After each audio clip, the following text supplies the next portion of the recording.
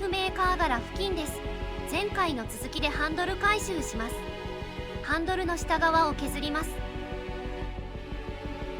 研磨と石32で一気に削りました。ハンドル材にドリルで穴を開けます。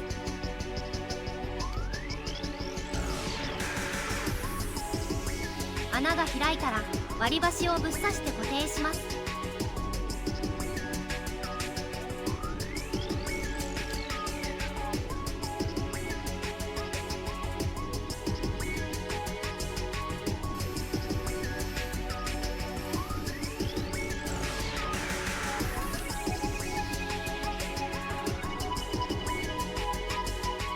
両側の穴がぴったり一致しました。ジグソーで大枠を切り出します。あとはペーパーディスクでひたすら削ります。北海道はすでに冷夏で作業時間は30分以内限定です。削りカスを吸い込まないようにマスク必須です。大枠削れました。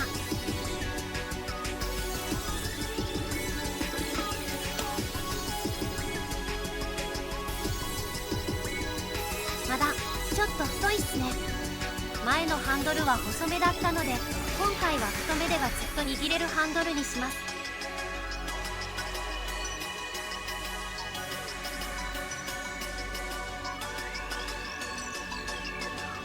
チョッピングしやすいようにハンドルエンドもゴム太にしています。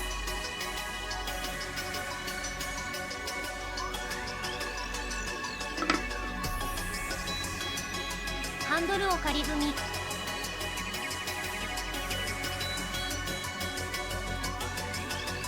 まだまだ削って追い込みが必要ですね。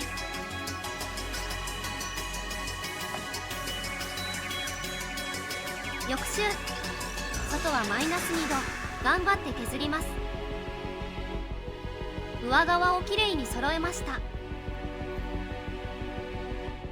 下側も左右揃えて削り完了。仮組みするとこんな感じ。下側はもうちょいですが、ここから先は手作業か。ハンドルエンドはまだまだですね。もうちょい。全体的にシェイプしたのがこちら。まだ削りが足りず握ると痛いところがあります。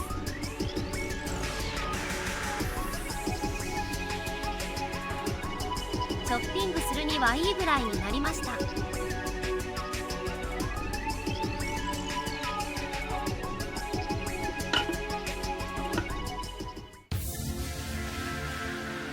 去年制作した MORA120 で削っていきます。だいたい削ったら120、サンドペーパーで削ります。全体的に角を丸めてモーラナイフのように丸っぽく、かつ上面は力が入りやすいように角張った感じに。とりあえずギュッと握っても痛くないように調整完了。あとはひたすらサンドペーパーで磨きます。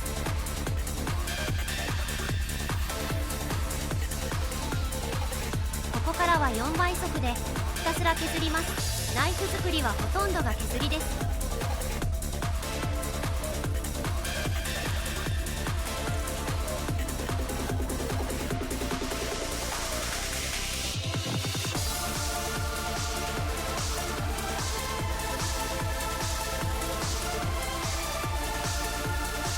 大きい傷があったのでナイフで削ってしまいます。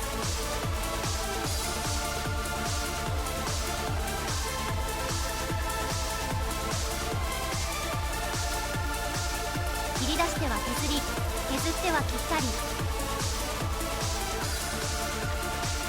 たすら削ります。傷がなくなるまで。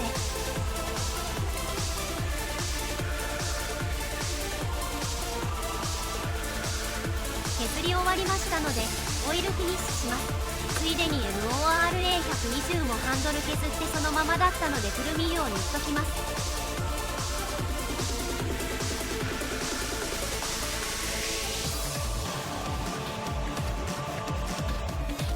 買ってからも3年間でかせた木材なのでオイルを多めに塗っていきます。気を置いて材が潤ってくるまでオイルを3回ぐらい塗っていきます。インナーガード周りの形状いまいちなので後日また調整します。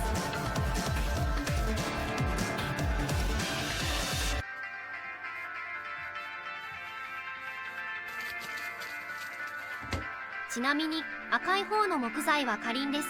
MORA120 はウォールナットです。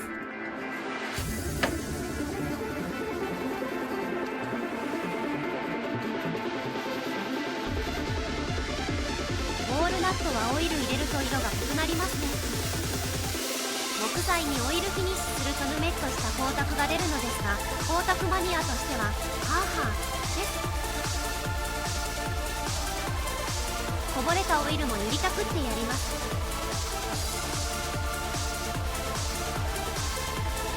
しばらくして浸透しない余計なオイルは拭き取ります。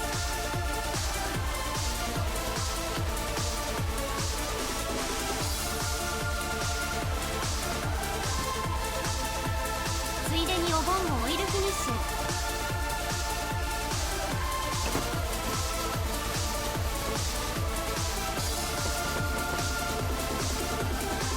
これで完成です。数日乾燥させた後、ナイフに装着して使い勝手を確認します。次回冒険ナイフ MOD プロモーション動画に続く。